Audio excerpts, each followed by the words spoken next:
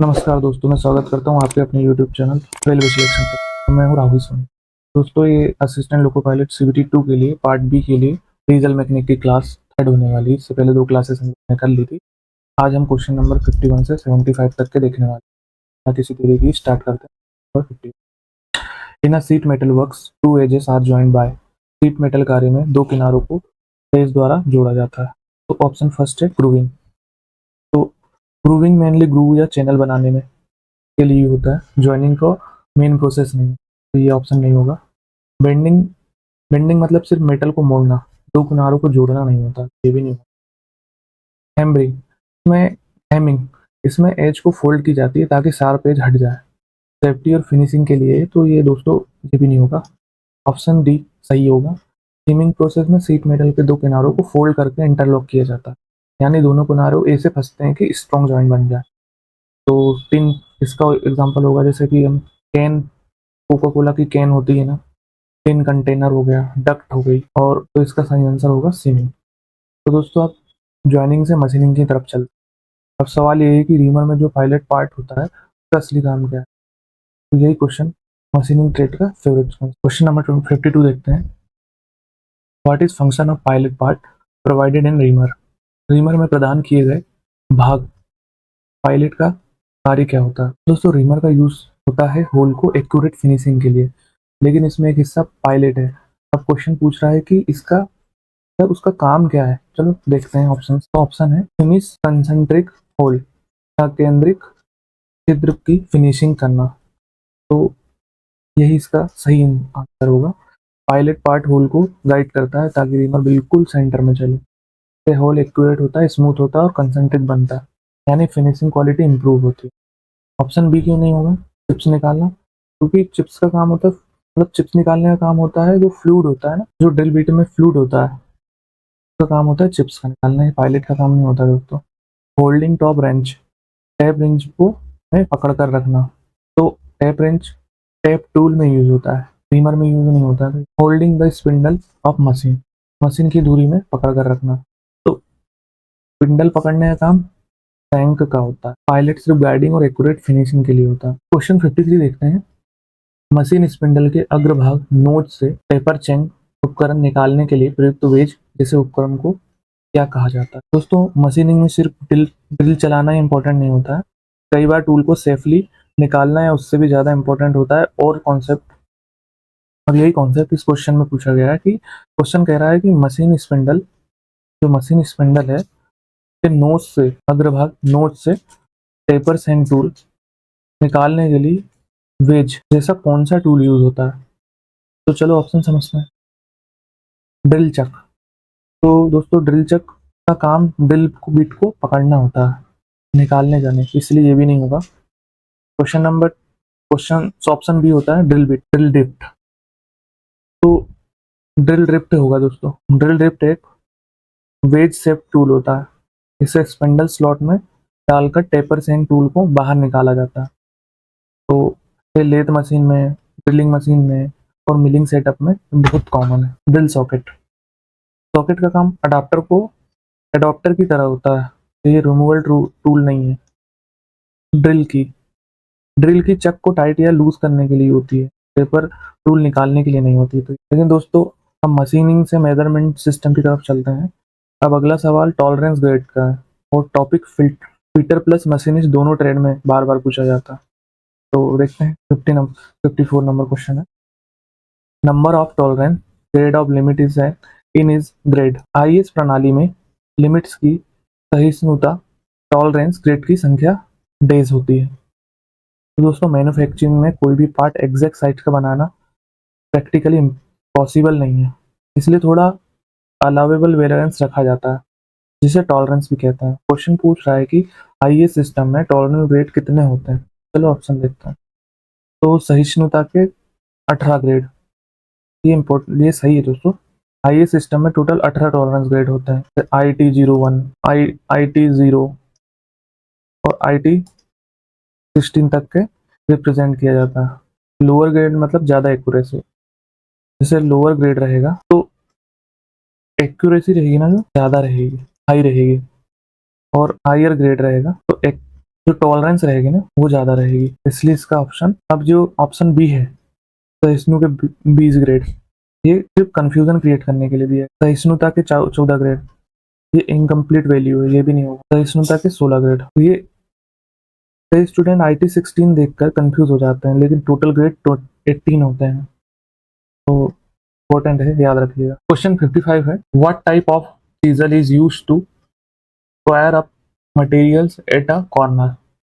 कोनों पर सामग्रियों को चौकोर बनाने के लिए किस प्रकार की छेनी का उपयोग किया जाता है। दोस्तों, फिटिंग शॉप में हर छेनी को अलग काम होता है, कोई ग्रूव बनाती है, कोई फ्लैट सरफेस को साफ करती है, लेकिन क्वेश्चन पूछ रहा है कॉर्नर को स्क्वायर बनाने के लिए कौन सी चीजल यूज होती है। तो ऑप्शन ए ही सही हो जाएगा, diamond pointed chisel. Diamond pointed chisel, diamond pointed chisel का कटिंग एज डायमंड शेप का होता है। इसका यूज कॉर्नर को साफ या वी ग्रूव बनाने या कॉर्नर्स को स्क्वायर में करने के लिए होता है। जहां नॉर्मल फ्लैट चीजल नहीं पहुंच पाती, वहां यह काम कर जाती है। Option B, flat chisel. Flat chisel सामान्य कटिंग और सरफेस क्लिप हटाने के लिए यूज होती है। Cross cut chisel, option C, cross cut chisel groove या नैरो स्लॉट बनाने के लिए यूज होती है, तो ये भी। और हाफ राउंड नोज चीजल, यानी आधी गोल नाक वाली चीजल, इसका यूज सेमी सर्कुलर ग्रूव बनाने के लिए होता है। दोस्तों, अब सिर्फ चीजल पहचानना काफी नहीं, अब अगले सवाल में फिगर देख करके चीजल आइडेंटिफाई करनी।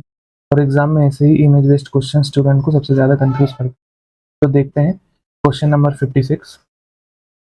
Chisel is shown in figure is, दिखाए गए चित्र में प्रदर्शित छेनी एक है। तो थोड़ा सा जूम कर लेते हैं। तो इसमें ये है पहली फ्लैट चीजल, दूसरी है क्रॉस कट चीजल, तीसरी है साइड कट चीजल, चौथी है राउंड चीजल, और पांचवी है डायमंड पॉइंट चीजल। दोस्तों, इस क्वेश्चन में डायरेक्ट थ्योरी नहीं पूछी गई है, यहाँ फिगर दिखाकर टूल पहचान। अब इमेज ध्यान से देखें, सेंटर में दिखाई गई चीजल को, इसका जो है ना ब्लेड काफी मोटा और मजबूत है, तो ये कलर सबसे इंपॉर्टेंट है। ऑप्शन ए है bevel edge chisel. Bevel edge chisel, तो ये जनरली फाइन वुड वर्किंग और एज फिनिशिंग में यूज होगा, तो इसका मोर्टिस चीजल। अब यही आंसर है, mortise chisel heavy duty cutting के लिए बनाई जाती है। ये सेंटर वाली, इसका ब्लेड मोटा और मजबूत होता है ताकि लकड़ी को गहरे रेक्टेंगल और होल, यानी मोर्टिस, यानी कि रेक्टेंगुलर होल, इसका मतलब ही होता है मोर्टिस। तो ये सेंटर वाली जो छीनी है ना, साइड कट कह देंगे, यही होगी, क्योंकि सबसे पहले ही इसमें चीज, इसको देख के ही आइडेंटिफाई हो गया था, क्योंकि ये जो सेंटर में दिखाई गई चीजल का ब्लेड है ना, वो काफी मोटा और मजबूत दिख रहा है, तो ये इंपॉर्टेंट क्लू था इसके लिए। तो सबसे ज्यादा सटीक आंसर इसका होगा मार्टिस छेनी। कॉर्नर चीजल इसलिए नहीं होगा क्योंकि कॉर्नर को फिनिश करने के लिए यूज होती है, लेकिन फिगर वाली शेप मैच नहीं कर रही। लेकिन दोस्तों, अब कटिंग टूल से मेजरिंग टूल की तरफ बढ़ते हैं। अब अगला सवाल पूछा है कि कौन सा instrument rack and pinion principle पर काम करता है। ये कॉन्सेप्ट मैकेनिकल प्लस दोनों ट्रेड को बार बार। तो क्वेश्चन नंबर 57 है, works on principle of rack and pinion. डेस रेक एंड पिनियन के सिद्धांत पर काम कर। दोस्तों, रेक एंड पिनियन एक मैकेनिकल मोशन सिस्टम है जहां रोटरी मोशन को लीनियर मोशन में कन्वर्ट किया जाता है। क्वेश्चन पूछ रहा है कि कौन सा इंस्ट्रूमेंट इसी प्रिंसिपल पर, मतलब इसी प्रिंसिपल पर काम करता है। तो ऑप्शन देखते हैं। पहला ऑप्शन है वर्नियर बेवल प्रोटेक्टर, ये दोस्तों एंगल मेजरमेंट के लिए यूज होता है। Vernier height gauge, height gauge sliding movement से चलता है, लेकिन main principle rack and pinion नहीं माना जाएगा। Micrometer, micrometer screw thread principle पर काम करता है, तो ये भी नहीं होगा। इसका आंसर होगा dial test indicator. Dial test indicator में छोटी लीनियर मूवमेंट यानी गियर मैकेनिज्म के थ्रू डायल पॉइंटर मूवमेंट में बदली जाती है। यह रेक एंड पिनियन पे के प्रिंसिपल पर काम करता है। प्रिसीजन रेट चेकिंग में इसका बहुत ज्यादा इंपॉर्टेंट रोल होता है। नेक्स्ट क्वेश्चन है 58, which gauge is used to measure diameter of cylinder bore. Cylinder bore का व्यास मापने के लिए किस गेज का इस्तेमाल किया जाता है। तो इंजन सिलेंडर का बोर परफेक्टली एक्यूरेट होना बहुत ज्यादा इंपॉर्टेंट। अगर बोर थोड़ा सा ज्यादा या कम हो जाए तो पिस्टन पोजीशनिंग खराब हो सकती है। अब क्वेश्चन पूछ रहा है कि सिलेंडर जो बोर है, सिलेंडर बोर है जो, का डायामीटर मेजर करने के लिए कौन सा गेज यूज होता है। तो बस देख लेते हैं। ऑप्शन ए, स्क्रू पिच गेज, ये नहीं होगा, यह स्क्रू थ्रेड या पिच मापने के लिए यूज होता है। बैरोमीटर, बैरोमीटर प्रेशर मापने के लिए यूज होता है, तो ये मशीन से इसका कोई रिलेशन ही नहीं है। Question number option C, tolerance gauge. Telescopic gauge, तो यही करेक्ट है। टेलीस्कोपिक गेज का यूज इंटरनल डायमीटर यानी बोर मेजरमेंट के लिए किया जाता है। इसे बोर के अंदर एक्सपांड करके रीडिंग ली जाती है और फिर माइक्रोमीटर या मेजर मेजर किया जाता है। ऑटोमोबाइल वर्कशॉप में सिलेंडर बोर्ड चेकिंग में इसका बहुत ज़्यादा यूज होता है। टेपर प्लग गेज इसलिए नहीं होगा क्योंकि ये टेपर होल चेकिंग के लिए यूज होता है, मेजरमेंट नहीं। अब अगला सवाल यूनिवर्सल सरफेस गेज से एक छोटे से पार्ट से, जो एग्जाम में छोटा दिखता है लेकिन स्टूडेंट को कंफ्यूज बहुत करता है। तो देखते हैं question number 59। Great part of universal surface gauge which helps to draw parallel line into data mesh is called as। Universal surface gauge का वह हिस्सा जो डेटा मेज के समानांतर रेखा खींचने में मदद करता है, बेस कहलाता है। दोस्तों सरफेस गेज में मार्किंग और लेआउट वर्क में यूज होता है। जो डेटा मेज के पैरेलल लाइन खींचनी होती है तब एक छोटा सा पार्ट गाइडेंस देता है। क्वेश्चन उसी पार्ट का नाम पूछ रहा है। चल देखते हैं। क्वेश्चन है, ऑप्शन ए है स्नग। स्नग लॉकिंग और होल्डिंग के लिए यूज होता है। दोस्तों इम्पोर्टेंट यही ऑप्शन बी है जो गाइड पिन, यही इस करेक्ट आंसर है। गाइड पिन डेटा मेज के साथ चलता है और ड्राइवर के पैरेलल लाइन ड्रॉ करते हुए हेल्प करता है, यानी मार्किंग एक्यूरेट रहती है इसकी वजह से। रोकर आर्म क्यों नहीं होगा? रोकर आर्म एडजस्टमेंट मूवमेंट के लिए यूज होता है, इसलिए ये भी नहीं होगा। फाइन एडजस्टमेंट स्क्रू, ये फाइन सेटिंग के लिए यूज होता है, ये भी नहीं होगा। अब अगला सवाल, चीजल की जो कटिंग एज की डिजाइन है, ये छोटी engineering logic practical workshop knowledge दिखाती है। तो देखते हैं क्या है। Question number 60, why small convexity is provided at cutting edge of flat chisel. Hindi में है, चपटी छेनी के कटिंग एज पर थोड़ी सी उत्तलता क्यों प्रदान की जाती है? दोस्तों आपने नोटिस किया होगा कि फ्लैट चीजल की कटिंग एज बिल्कुल स्ट्रेट नहीं होती है, उसमें हल्की सी कॉन्वेक्स शेप होता है। मतलब आपने देखा होगा ऐसी कुछ हल्की सी देखी होगी, उसमें हल्की सी कॉन्वेक्स शेप दी जाती है। अब क्वेश्चन पूछ रहा है कि ऐसा क्यों, तो देखते हैं। Option A, to cut curved surface, वक्री सतह को काटने के लिए। नहीं, कर्व सरफेस कटिंग का इसका मेन पर्पस नहीं है। ऑप्शन बी सही है, prevent digging of the end of the cutting edge, कर्तन किनारों के सिरों को काटने से बचाने के लिए। अगर एज बिल्कुल स्ट्रेट हो तो उसके दोनों किनारे मटेरियल में धंस सकते हैं। हल्की कॉन्वेक्सिटी देने से कटिंग स्मूथ होती है और एज कॉर्नर डिग नहीं करता। यही प्रैक्टिकल वर्कशॉप लॉजिक भी है। ऑप्शन सी क्यों नहीं होगा? क्योंकि शार्प कॉर्नर को कटिंग के लिए स्पेशल सीजल यूज होती है, तो ये तो अलग हो गया। To provide space to enter lubricant, अब लुब्रिकेंट का इससे कोई रिलेशन नहीं है, ये भी नहीं है। क्वेश्चन 61 है, which of the following is a benefit of plant maintenance. निम्नलिखित में से कौन सा संयंत्र अनुरक्षण का एक लाभ है? दोस्तों हम अब फिटिंग और मशीनिंग से के सवाल से धीरे धीरे निकल के प्रोडक्शन इंजीनियरिंग की तरफ आ रहा है। अब ये जो क्वेश्चन है मैन्युफैक्चरिंग लॉजिक से रिलेटेड है। क्वेश्चन कह रहा है कि फैक्ट्री में मशीन खरीदना ही काफ़ी नहीं होता, असल गेम शुरू होता है मेंटेनेंस से। अगर मेंटेनेंस सही से नहीं हो तो मशीन जल्दी खराब हो सकती है और प्रोडक्शन बंद होकर के लॉस शुरू हो सकता है। तो अब अगर क्वेश्चन पूछ रहा है प्लांट मेंटेनेंस का फ़ायदा क्या है, तो पहला ही इसका जो ऑप्शन है ये सही होगा। It increases the service life of equipment, यंत्रों की उपयोग अवधि बढ़ाता है। तो रेगुलर मेंटेनेंस से वियर और टीयर कम होता है। लुब्रिकेशन, क्लीनिंग और इंस्पेक्शन और टाइमली रिपेयर की वजह से मशीन लंबे समय तक के चलती है, यानी इक्विपमेंट की सर्विस बढ़ जाती है। क्वेश्चन बी क्यों नहीं होगा? संयंत्रों की सुरक्षा को कम करता है। अब ये मेंटेनेंस सेफ्टी कम नहीं बढ़ाता है, ये नेगेटिव वर्ड हो गया ना। तो option C, it increase the accuracy of instrument, यंत्रों की सटीकता बढ़ाता है। तो यह भी मेंटेनेंस का इनडायरेक्ट बेनिफिट हो सकता है, लेकिन सबसे प्रॉपर और स्टैंडर्ड आंसर सर्विस लाइफ बढ़ाना है।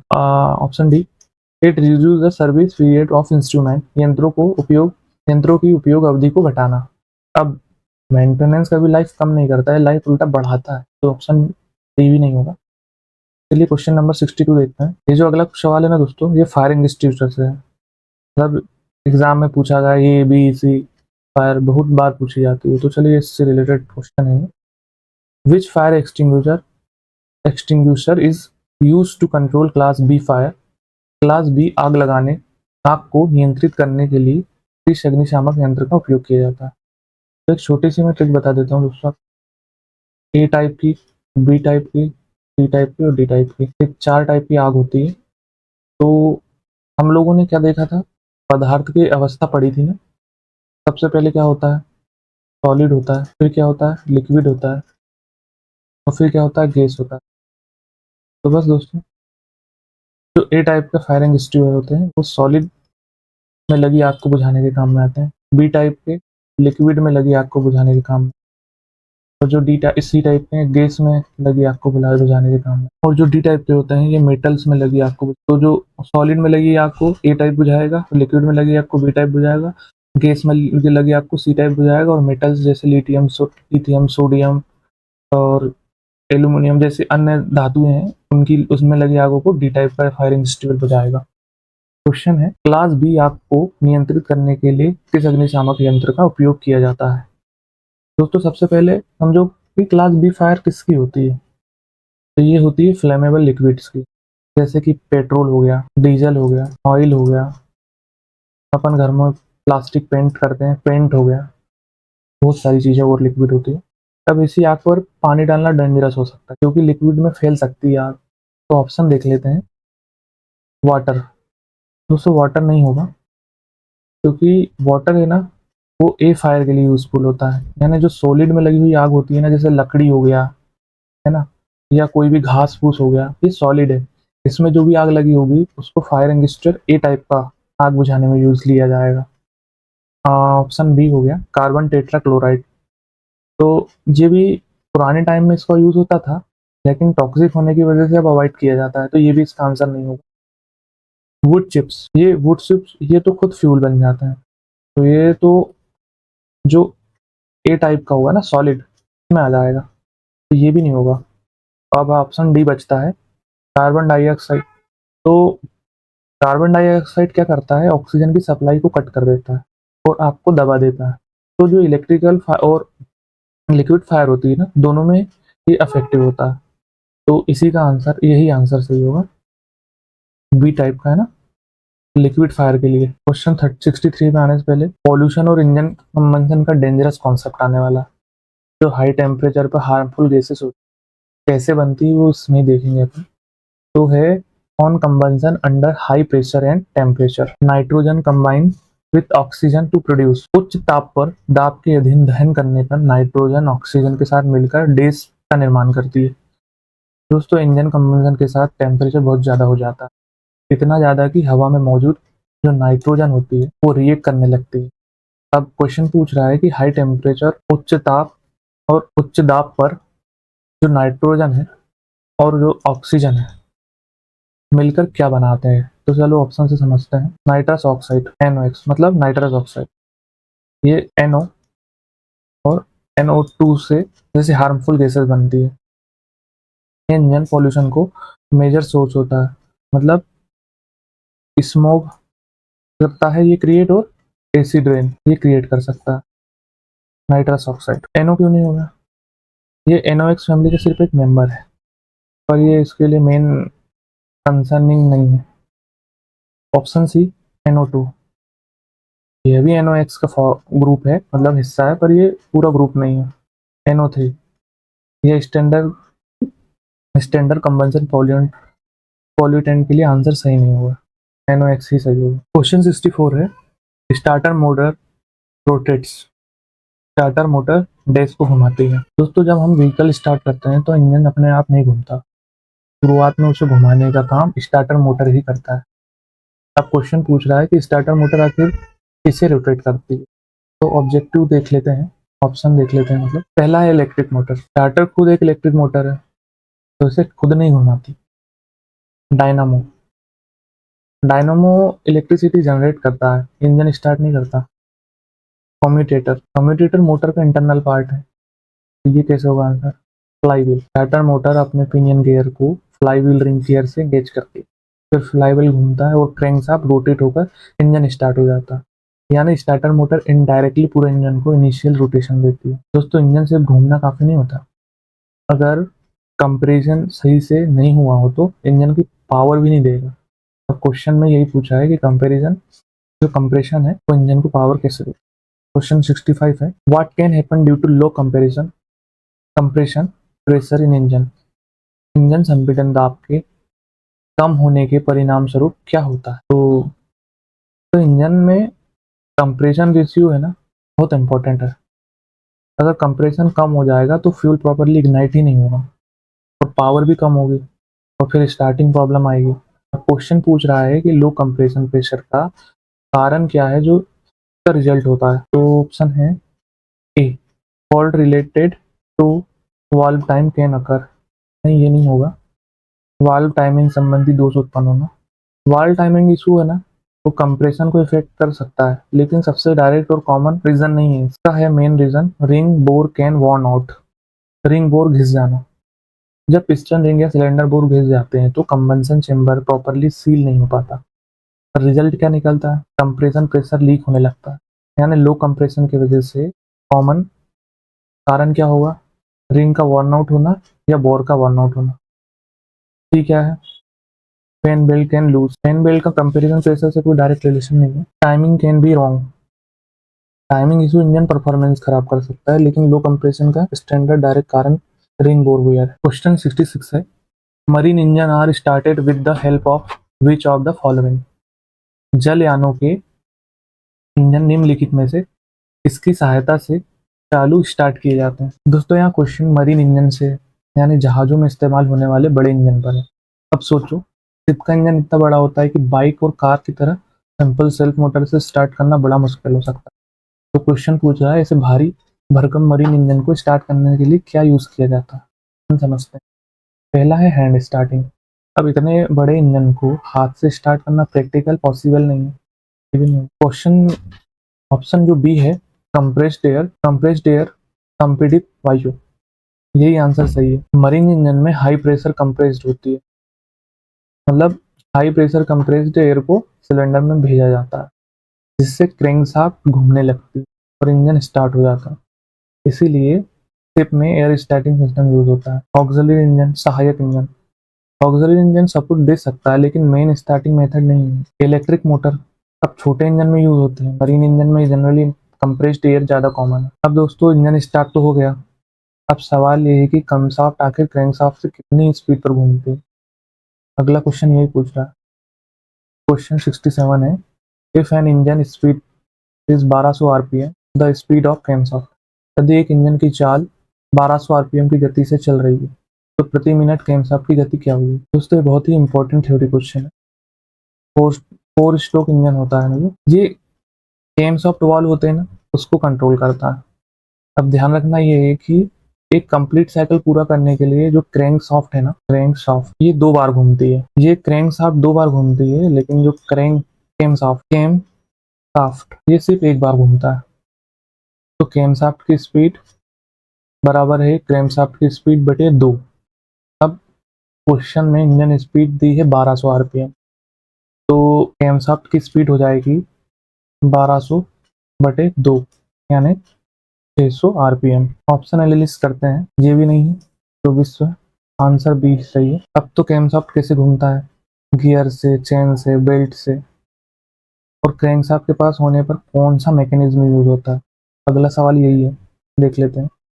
68 है, which of the following camshaft mechanism is used when crankshaft and camshaft are nearer to each other.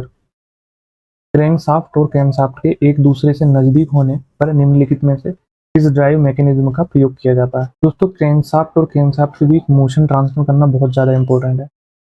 अब अगर दोनों शाफ्ट पास हो तो डायरेक्ट गियर कनेक्शन देना आसान हो सकता है। अब क्वेश्चन यही पूछ रहा है कि जब दोनों पास हो तो कौन सा मैकेनिज्म यूज होता है। तो चलिए क्वेश्चन देख लेते हैं। तो सबसे पहला ही मतलब ऑप्शन देख लेते हैं। तो सबसे पहला ही ऑप्शन है गियर ड्राइव, इंपॉर्टेंट सही है, करेक्ट आंसर गियर ड्राइव होगा। जब डिस्टेंस कम होती है तो गियर ड्राइव सबसे एक्यूरेट और स्ट्रॉन्ग कनेक्शन देता है, इसमें स्लिपिंग भी नहीं होगी। मतलब जब दोनों के बीच की डिस्टेंस सबसे शॉर्टर होगी ना तो गियर ड्राइव ही यूज किया जाएगा। ये सबसे ज्यादा इंपॉर्टेंट और याद रखने वाली चीज है। चेन ड्राइव, चेन ड्राइव तब यूजफुल है जब शाफ्ट थोड़ी सी दूरी पे हो। बेल्ट ड्राइव, बेल्ट साइलेंट होती है लेकिन हेवी और एक्यूरेट टाइमिंग के लिए हर जगह बेस्ट नहीं होते, ये भी नहीं होगा। अब Sprocket drive, Sprocket chain system का ही पार्ट होता है, तो डायरेक्ट आंसर ही नहीं है। गाड़ी में लगा रहता है अपने बाइक में, पल्सर बस पीछे के साइड में जो चेन वेन, स्प्रॉकेट कहते हैं उसको। दोस्तों अब अगला सवाल इंजन के पूरे हार्ट पर आने वाला है, जैसे कि 4 स्ट्रोक इंजन आखिर किस सीक्वेंस में काम करता है, और बच्चे वहीं कंफ्यूज हो जाते हैं। Intake, comparison, compression, power, exhaust, ये ऑर्डर में गड़बड़ कर देते हैं। तो क्वेश्चन नंबर 69 है, तो देखते हैं। Correct order for 4 stroke cycle engine, 4 stroke cycle engine के लिए सही क्रम क्या है? ऑप्शन ए, दोस्तों 4 स्ट्रोक इंजन के 4 मेन स्ट्रोक होते हैं। पहले तो ये देखते हैं, अगर इसका सीक्वेंस याद हो गया तो पूरा इंजन वर्किंग समझ में आ जाएगा। अब लॉजिकली समझो, फ्यूल एयर मिक्सचर अंदर आएगा, फिर कंप्रेस होगा, फिर इग्निशन से पावर मिलेगी और आखिर में एग्जॉस्ट गैसेस बाहर निकल जाए। यानी ऑर्डर ये रहेगा, इनटेक रहेगा, फिर comparison, compression, power, exhaust, first, second, third, fourth. तो ऑप्शन देख लेते हैं। हिंदी में इसको चूसन कहेंगे, चूसन, संपीड़न, शक्ति, और ये हो गया निकास, एग्जॉस्ट, निकास। तो ऑप्शन ए गलत है, सीक्वेंस गलत है इसका। अब ये ऑप्शन बी भी गलत है, क्योंकि इसमें कंप्रेशन और पावर गलत जगह पे दिया हुआ। ऑप्शन सी बिल्कुल सही है, ट्यूशन, संपीड़न, शक्ति, निकास, यानी इनटेक, कंप्रेशन, पावर और एग्जॉस्ट। एग्जॉस्ट आखिर में होना चाहिए, तो इसमें ऑप्शन डी भी गलत है। ये दोनों का सीक्वेंस चेंज हो गया इसमें, शक्ति और संपीड़न का। दोस्तों फ्यूल अंदर आ गया है ना, तो फ्यूल इंजेक्शन पंप को चलाता कौन है, और डीजल इंजन की गवर्निंग आखिर कंट्रोल करता क्या है, मतलब कौन कंट्रोल करती है? और अगले सवाल में यही हिडन कॉन्सेप्ट है। तो देखते हैं question number 70। Inline fuel injection pump is operated by days. Inline fuel injection pump एक डेज द्वारा संचालित होता है। दोस्तों डीजल इंजन में इनलाइन फ्यूल इंजेक्शन पंप बहुत इंपॉर्टेंट पार्ट, यह फ्यूल को हाई प्रेशर पर इंजेक्ट करता है। और क्वेश्चन यही पूछ रहा है कि ऑपरेट कौन करता है ना, इनलाइन फ्यूल इंजेक्शन के पंप को ऑपरेट कौन करता है? तो इसका जो सही आंसर होगा कैमशाफ्ट होगा। Correct answer camshaft. Injection pump generally camshaft mechanism से ही ऑपरेट होता है, ताकि फ्यूल इंजेक्शन टाइमिंग एक्यूरेट रहे। गियर नहीं होता है, गियर मोशन को ट्रांसफर कर सकता है, लेकिन डायरेक्ट ऑपरेटिंग कंपोनेंट नहीं है। Piston, piston crankshaft indirectly relation रखती है, लेकिन डायरेक्ट ऑपरेशन क्रैंकशाफ्ट से माना जाएगा। और ये जो है, ये भी नहीं होगा, क्रैंकशाफ्ट इनडायरेक्टली रिलेशन रखती है, डायरेक्ट नहीं। तो डीजल इंजन में सिर्फ फ्यूल भेजना काफी नहीं, अब स्पीड कंट्रोल करना भी जरूरी है। अब यही काम गवर्निंग सिस्टम कर रहा है। तो क्वेश्चन नंबर 71 है, governing system in diesel engine is to control. Diesel engine में गवर्निंग का कार्य डेस के द्वारा नियंत्रित किया जाता है। दोस्तों गवर्निंग सिस्टम इंजन का सबसे इंपॉर्टेंट यानी कंट्रोलर माना जाता है। अब लोड बढ़ता है या घटता है, तो इंजन का जो आरपीएम है ना, वो स्टेबल रखना जरूरी होता है। क्वेश्चन पूछ रहा है कि गवर्निंग सिस्टम क्या कंट्रोल करता है, गवर्निंग सिस्टम है जो ये क्या कंट्रोल करता है। तो ऑप्शन देखते हैं। फ्यूल, फ्यूल को नहीं कंट्रोल करेगा भैया, फ्यूल क्वांटिटी को इनडायरेक्टली एडजस्ट करता है, लेकिन मेन पर्पस कुछ स्पीड ही इसका आंसर है। ऑप्शन बी करेक्ट आंसर है। गवर्निंग इंजन की स्पीड को कंट्रोल करता है, ताकि आरपीएम स्टेबल रहे।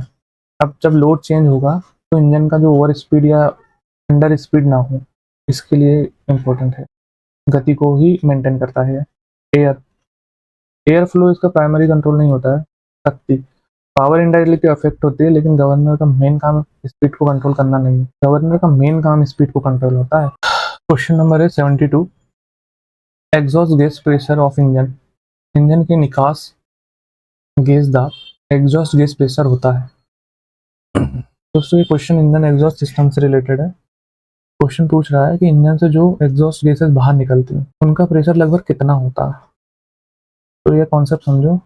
जब कंबंशन के जब कंबंशन के बाद में गैसेस सिलेंडर से एग्जॉस्ट मैनिफोल्ड की तरफ निकलते हैं, उस समय प्रेशर बहुत ज़्यादा नहीं रहता, क्योंकि एक्सपांशन हो चुका होता है। तो अब देखते हैं। ऑप्शन ए है, ये बहुत ज़्यादा है, 10 से 15 किलोग्राम पर सेंटीमीटर स्क्वायर, 25 से 30 किलोग्राम पर सेंटीमीटर। इतना प्रेशर एग्जॉस्ट साइड पर होता ही नहीं। 4 से 5 किलोग्राम पार्टिकल एग्जॉस्ट प्रेशर के आसपास माना जाएगा, तो यही सही है। ऑप्शन सी करेक्ट आंसर है। एक से तो ये काफी कम वैल्यू है। लेकिन दोस्तों कंबंशन स्ट्रोक के दौरान आखिर वाल्व की कंडीशन क्या होती है? कौन खुला रहता है, कौन बंद रहता है, बच्चे कंफ्यूज हो जाते हैं। देखते हैं question number 73। During combustion stroke in 4 stroke stroke cycle engine, दहन कंबंशन स्ट्रोक के दौरान 4 स्ट्रोक इंजन में क्या खुला रहता है? तो दोस्तों कंबंशन या पावर स्ट्रोक इंजन का सबसे इंपॉर्टेंट स्ट्रोक होता है।